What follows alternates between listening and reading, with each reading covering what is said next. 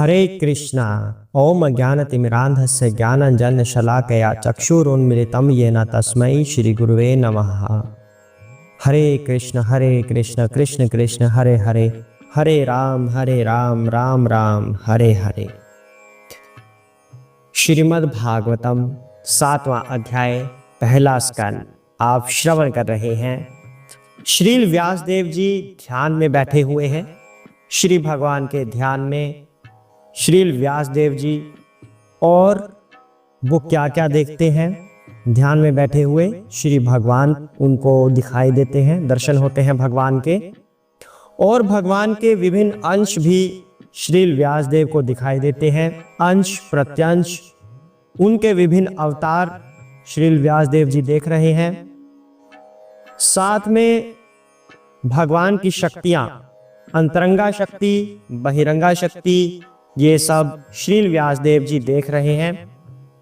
उसके बाद श्रील व्यासदेव जी ने देखा कि लोगों के बीच में कष्ट क्या क्या है। जो भौतिक जीवन जी रहे हैं उनके कष्ट क्या हैं, उनको कैसे रोग हैं, उन रोगों के लक्षण क्या हैं और उन रोगों के उपचार क्या हैं, यह भी श्रील व्यासदेव ने देखा। अर्थात श्रील व्यासदेव जी श्रीमद् भागवतम को रचने वाले हैं। श्री नारद मुनि ने जब उन्हें बताया कि श्रीमद् भागवत पुराण के अंदर आप भगवान की लीलाओं का वर्णन कीजिए, उनके भक्तों के चरित्र का वर्णन कीजिए और उसे श्रीमद् भागवतम का रूप दीजिए, तब आपको संतुष्टि मिल सकती है। जो आपने अभी तक कार्य किया है वह आपको करना भी नहीं चाहिए था, ऐसा भी श्री नारद मुनि के द्वारा कहा गया, क्योंकि उससे लोग सकाम कर्म में प्रवृत्त होंगे, सकाम कर्म करने से उनको फल प्राप्त होंगे और उन फलों की वजह से व्यक्ति कर्म बंधनों में फंसता जाएगा। जो फल वो भोगेगा वह क्षण भंगुर होगा, वह शाश्वत नहीं होता। तो इसलिए आपने जो संकलन अभी तक किया है उसको पढ़ने के बाद, उसको श्रवण करने के बाद संसारी मनुष्य उसी की तरफ आकर्षित रहेंगे और कर्म बंधनों में फंसते जाएंगे।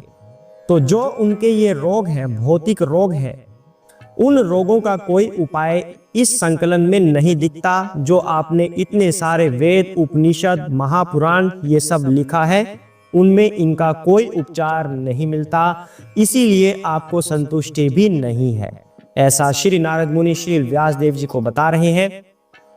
तो श्री नारद मुनि ने उन्हें श्रीमद् भागवतम लिखने के लिए बोला कि श्रीमद् भागवत पुराण में आप भगवान की लीलाओं का वर्णन कीजिए, उनके भक्तों के चरित्र का वर्णन कीजिए, तब आपको संतुष्टि मिलेगी। तो व्यासदेव जी ध्यान में बैठे हुए हैं। ध्यान में बैठे हुए उन्होंने श्रीमद् भागवत, या कह सकते हैं श्रीमद् भागवतम, इसका संकलन करने से पहले वो ध्यान में बैठे हैं ताकि पूरा ज्ञान प्राप्त कर सके। हालांकि ये श्रीमद् भागवतम की जो रूपरेखा है ये पहले ही तैयार हो चुकी थी, फिर भी श्री नारद मुनि ने उन्हें समझाया कि आप ऐसा कीजिए। तो फिर व्यासदेव जी ने अनेक रोग देखे और उनका उपचार भी देखा। तो मुख्य रूप से 3 रोगों के लक्षण बताए गए हैं। नंबर 1, हर व्यक्ति शोक संतप्त रहेगा। दूसरा, लोग भ्रम में जिएंगे। हर वस्तु के उनको भ्रम रहेगा, जैसे यह वस्तु मेरी है। हर चीज में उन्हें लालच रहेगा, भ्रम रहेगा, भ्रम में जिएगा व्यक्ति। तीसरा जो रोग का लक्षण है, भय, अनावश्यक भय, पूरा जीवन भय में निकाल देते हैं। तो ये 3 रोगों के लक्षण बताए गए हैं जो श्रील व्यासदेव जी ने ध्यान में रहते हुए देखे। शोक, भ्रम में रहना और भय में रहना। तो उसके बाद इनका उन्होंने उपचार भी देखा। और उपचार क्या था? श्रीमद् भागवतम को सुनना। जिस वक्त व्यक्ति श्रीमद् भागवतम के शब्द अपने कानों से सुनता है, जब वो शब्द उसके कानों में पड़ते हैं, उसी वक्त व्यक्ति के ये 3 रोगों के लक्षण जाने लगते हैं और व्यक्ति आत्म साक्षात्कार के मार्ग पर चलने लगता है। तो इससे आगे की कथा आज हम करने वाले हैं। बड़े ध्यान पूर्वक श्रवण करना। उससे पहले भगवान की एक छोटी सी वंदना कर लेते हैं, ताकि हमारा हृदय भगवान के चरण कमलों में स्थापित हो और भगवान हमारे ऊपर कृपा करें कि ऐसी बुद्धि हमें प्राप्त हो कि श्रीमद् भागवतम को समझ पाए। तो आइए भगवान की छोटी सी वंदना कर लेते हैं, सभी सम्मिलित हो। हरे कृष्णा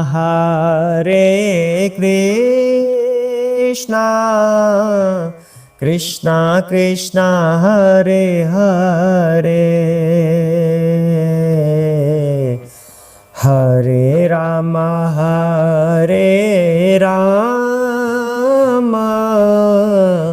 राम राम हरे हरे,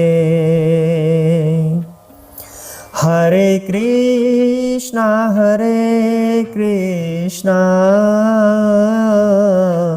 कृष्णा कृष्णा हरे हरे,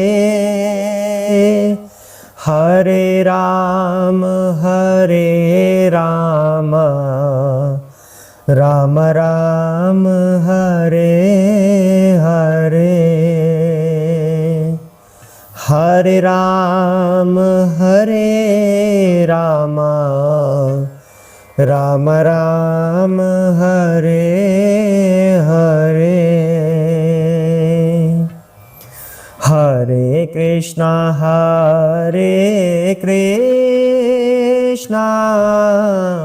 कृष्णा कृष्णा हरे हरे,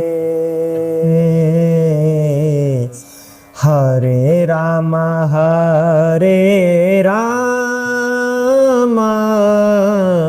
राम राम हरे हरे, हरे कृष्णा। जय श्री व्यासदेव, जय श्री नारद मुनि, श्रील प्रभुपाद की जय हो, चैतन्य महाप्रभु की जय हो, सुखदेव गोस्वामी की जय हो, सूत जी महाराज की जय हो, गणेश जी महाराज की जय हो, सरस्वती माता की जय हो, शिव शंकर भोलेनाथ पार्वती माता की जय हो, सिया राम की जय हो, राधे कृष्णा सभी के गुरु महाराज की जय हो। ओम नमो भगवते वासुदेवाय। हरे कृष्णा। तो आइए पाठ को आगे बढ़ाते हैं। सूत जी महाराज आगे क्या बता रहे हैं। जब श्री व्यासदेव जी ध्यान में बैठे थे और उन्होंने रोगों के उपचार को भी देखा कि रोगों का उपचार क्या है। श्रीमद् भागवतम को ही सभी रोगों का उपचार बताया गया है। आगे की कथा आज जानते हैं। हरे कृष्णा। सहसाहितां भागवतीं कृत्वानुक्रम्य च आत्मजाम शोकम् अध्यापयामास निवृत्ति निरतां मुनिः। हरे कृष्णा।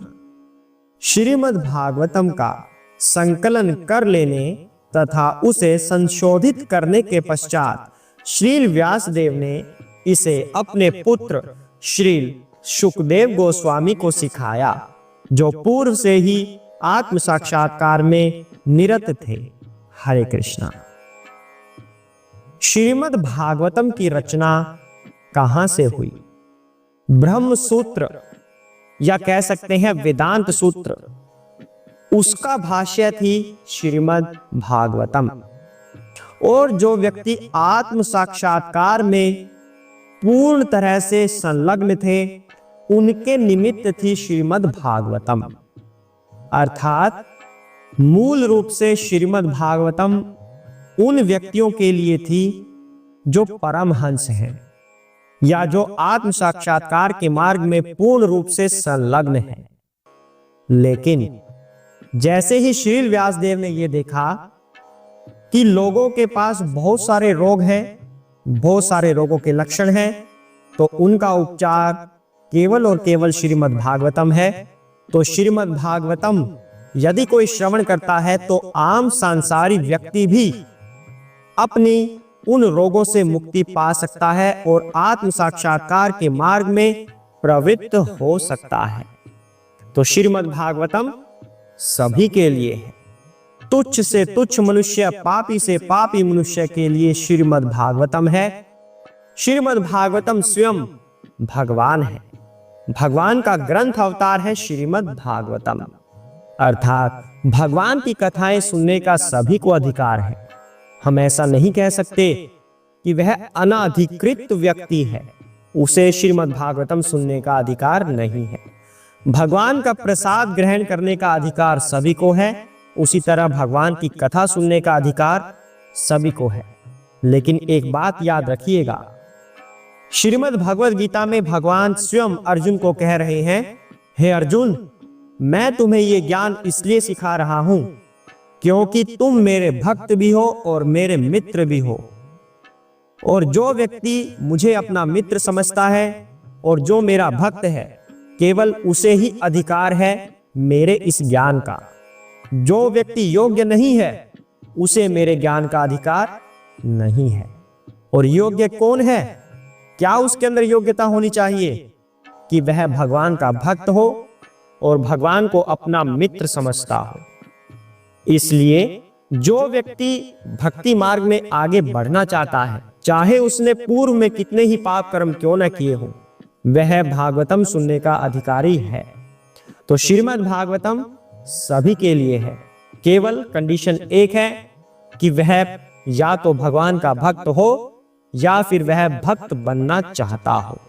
अन्यथा अयोग्य व्यक्ति के लिए श्रीमद् भागवतम नहीं है। परंतु श्रीमद् भागवतम से सभी का कल्याण होता है। यदि अनायास ही किसी के कानों में श्रीमद् भागवतम के शब्द पड़ जाएं, अर्थात उसका भगवान से संग हो गया है, भगवान से कांटेक्ट हो गया है, तो वह उसी क्षण अपने सभी पाप कर्मों को छोड़कर भगवान की शरण में आ जाता है, आत्म साक्षात्कार के मार्ग में चलने लगता है। इसलिए हमेशा प्रयत्न करें श्रीमद् भागवतम स्वयं भी सुने और दूसरों को भी इसके बारे में प्रेरित करें, ताकि सभी का कल्याण हो। क्योंकि श्रीमद् भगवद गीता में भगवान ने एक और बात कही है, हे अर्जुन, उन दो भक्तों में से एक भक्त वो जो मेरी आराधना करता है और दूसरा भक्त वो जो मेरी आराधना के लिए दूसरों को प्रेरित करता है। तो इन दोनों भक्तों में से मुझे दूसरे वाला अत्यंत प्रिय है। इसलिए हमेशा दूसरों को प्रेरित कीजिए कि श्रीमद् भागवतम श्रवण करें, ताकि सभी का कल्याण हो और श्री भगवान के प्रति हमारी ये सेवा पूर्ण हो सके। उसके बाद जो बात इस श्लोक में आ रही है, श्रीमद् भागवतम का संकलन हुआ कब, इसके बारे में भी बहुत सी भ्रांतियां होती हैं। सांसारिक जो विद्वान होते हैं उनके अलग अलग मत होते हैं कि श्रीमद् भागवतम का संकलन कब हुआ। तो यहां पर गुरु महाराज के द्वारा बताया जा रहा है, भगवान श्री कृष्ण जब प्रयाण करने वाले थे, जब धरती से जाने वाले थे अपने धाम में, उसके बाद अर्थात उनके प्रयाण करने के बाद और राजा परीक्षित जब उनका तिरोधान होना था, उससे पहले अर्थात इन दोनों घटनाओं के बीच में श्रीमद् भागवतम का संकलन हुआ, जबकि इसकी रूपरेखा पहले ही कभी तैयार हो चुकी थी। तो फिर अपने इस ध्यान के बाद श्रील व्यासदेव जी ने यह श्रीमद् भागवतम का ज्ञान अपने पुत्र शुकदेव गोस्वामी को दिया, जो पहले से ही आत्म साक्षात्कार कर चुके थे। वो तो जन्म लेने से पहले ही आत्म साक्षात्कार के मार्ग में प्रवीण थे। तो भागवतम का संकलन जब हुआ, कलयुग की आयु ज्योतिष आचार्यों के द्वारा आज 5000 वर्ष बोली गई है लगभग। तो कम से कम 5000 वर्ष पूर्व तो श्रीमद् भागवतम का संकलन हुआ ही था, और महाभारत का संकलन श्रीमद् भागवतम से पहले हुआ था, और पुराणों का संकलन महाभारत से पहले हुआ था। इस तरह से वैदिक साहित्यों की रचना हुई थी पूर्व में। तो श्री नारद मुनि ने सांसारिक भोगों को या सकाम कर्मों को तुच्छ माना था और उनका तिरस्कार किया था। इसलिए उन्होंने श्रील व्यासदेव को श्रीमद् भागवतम का संकलन करने के लिए निर्देश दिया। रूपरेखा पहले तैयार हो चुकी थी, लेकिन श्री नारद मुनि के कहने के बाद, निर्देश के बाद, अब श्रील व्यासदेव जी ने ध्यान के द्वारा ये जाना कि मुझे क्या करना है, तो उन्होंने श्रीमद् भागवतम का संकलन कर दिया और उसके बाद अपने पुत्र सुखदेव गोस्वामी को ये ज्ञान दिया। उससे आगे चलते हैं, फिर क्या हुआ। शौनक उवाच सह वै निवृत्ति निरतः सर्वत्र उपेक्षा मुनि कस्य वा बृहति मयेताम् आत्म आरामाः सांभ्यसत। हरे कृष्णा। शौनक मुनि ने श्रील सूत गोस्वामी से पूछा। श्रील सुखदेव गोस्वामी तो पूर्व से ही निवृत्ति मार्ग पर चल रहे थे और इस तरह वे अपने आप में प्रसन्न थे, तो फिर उन्होंने ऐसे बृहत् साहित्य का अध्ययन करने का कष्ट क्यों उठाया। हरे कृष्ण। शौनक ऋषि सुन रहे हैं सूत जी महाराज से ये सारा ज्ञान। तो श्रीमद् भागवतम हमें कौन सुना रहा है? सूत जी महाराज सुना रहे हैं और शौनक आदि ऋषि सामने बैठे हुए हैं। 88,000 शौनक आदि ऋषि। तो ये जब सब बता रहे थे सूत जी महाराज कि ऐसे ऐसे श्रीमद् भागवतम का संकलन हुआ, इस तरह से व्यासदेव जी ध्यान में बैठे थे, सारी वार्ता सूत जी महाराज सुना रहे थे। तो शौनक आदि ऋषि अब पूछ रहे हैं कि हे सूत जी महाराज, सुखदेव गोस्वामी तो पहले से ही आत्म साक्षात्कार में संलग्न थे और प्रसन्न थे, संतुष्ट थे, उन्हें तो किसी चीज की आवश्यकता नहीं थी, तो फिर वो इस श्रीमद् भागवतम के अध्ययन में क्यों पड़े? उन्हें क्या आवश्यकता थी ये सब करने की? तो अब यहां पर बताया जा रहा है गुरु महाराज के द्वारा कि मनुष्य के कितने प्रकार होते हैं। एक होते हैं सांसारिक मनुष्य, कर्मी मनुष्य, कि कुछ करेंगे तो ये फल प्राप्त कर लेंगे। तो इस तरह से वो फल की इच्छा में ही सुख मानते हैं कि यदि हमें कोई कर्म करने के बाद फल मिला तो हम सुखी हैं। और कुछ मनुष्य समझते हैं कि आत्म साक्षात्कार के मार्ग में ही सुख है, व्यक्ति संतुष्ट रहना चाहिए और बिना किसी सकाम कर्म के व्यक्ति अधिक सुखी रहता है यदि वह भक्ति में लगा हुआ है। तो सकाम कर्मियों को ऐसा लगता है कि सुखदेव गोस्वामी जैसे सिद्ध महापुरुष जो होते हैं वो सुखी हैं, तो उन्हें कुछ और करने की आवश्यकता ही क्या है, क्योंकि वो अपनी स्वाभाविक सुख को ही सब कुछ मान रहे हैं कि इस वक्त व्यक्ति सुखी है तो सब ठीक है, कोई कष्ट उसके पास नहीं है तो बहुत है जी, इससे ज्यादा हमें आवश्यकता नहीं है कि हमारे पास कोई कष्ट नहीं है। लेकिन सुखदेव गोस्वामी वो आत्म साक्षात्कार में लगे हुए हैं और वो तो पहले से आत्म साक्षात्कार प्राप्त किए हुए हैं जन्म से पहले ही, तब भी वो श्रीमद् भागवतम के बारे में इतना सोच रहे हैं, अध्ययन कर रहे हैं। तो इसका क्या तात्पर्य है कि भगवान सकाम कर्मियों के साथ साथ आत्म साक्षात्कार में प्रवीण व्यक्तियों को भी अपनी तरफ आकृष्ट कर सकते हैं। अर्थात भगवान सर्व आकर्षक हैं। कृष्ण भगवान का नाम है, कृष्ण मतलब सर्व आकर्षक, अर्थात चाहे कोई मुनि कितना ही सिद्ध क्यों न हो, चाहे वह मुक्त अवस्था में क्यों न हो, सुखदेव गोस्वामी मुक्त अवस्था में थे, तब भी वह श्रीमद् भागवतम का अध्ययन करने के लिए बैठे हुए हैं। वो अभी भी भगवान से आकर्षित हैं। तो जब ये प्रश्न उठता है कि हमें ब्रह्म में विलीन होना है या श्री भगवान के साथ उनके दिव्य धाम में लीलाएं करनी है, तो आपका उत्तर क्या होना चाहिए कि श्री भगवान के धाम में हमें जाना है, क्योंकि हमारी तुष्टि वहीं पर होगी। जैसे सुखदेव गोस्वामी मुक्त होते हुए भी और इच्छा रख रहे हैं कि श्री भगवान की दिव्य लीलाओं को सुना जाए, उनके ऊपर अध्ययन किया जाए। तो ये एक बहुत बड़ी बात है। इसलिए हमें बिना कुछ सोच विचार किए, बिना किसी की बातों में आए, हमेशा श्रीमद् भागवतम को श्रवण करना चाहिए और इसी मार्ग पर आगे बढ़ना चाहिए, जिससे हमें पूर्ण आनंद की प्राप्ति हो सके। सांसारिक तो आपके कैसे भी कट जाएंगे। भगवान का थोड़ा चिंतन करके, ब्रह्म के बारे में चिंतन करके, ध्यान करके, इस तरह से किसी भी अवस्था से आप अपने सांसारिक कष्ट दूर कर सकते हैं। लेकिन जो श्रीमद् भागवतम को श्रवण करके अपने कष्ट दूर करता है, उसे कष्ट दूर करने के साथ साथ आनंद की प्राप्ति भी होती है।